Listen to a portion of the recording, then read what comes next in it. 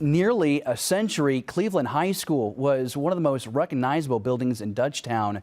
Now there's a new effort to restore the facility to its former glory.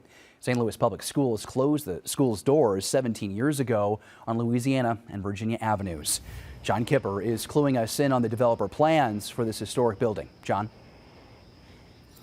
Yeah, David, we're at Sherman Lofts in Shaw, and it's an example of transforming an old St. Louis public school building into something the whole community can use. And it's now middle-class housing where students once roamed, and the plan is to do something similar over in Dutchtown for Cleveland High School.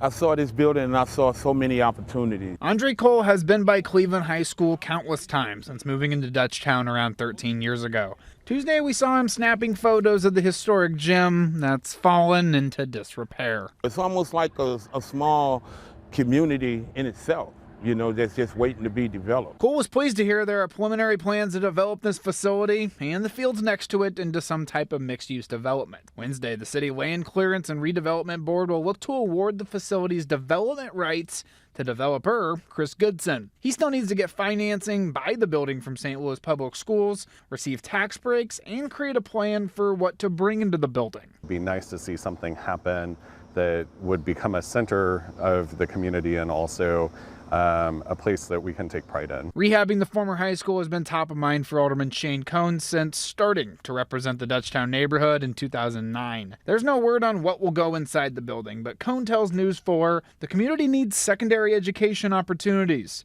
a medical clinic, as well as entertainment and recreation options. How do we do something that, you know, not only reinvests in our community, but attracts more people from all over St. Louis into the Dutchtown neighborhood. According to city data, Dutchtown lost over 10% of its population since 2000. The hope is breathing new life into Cleveland High could bring residents back. It would make people want to live here.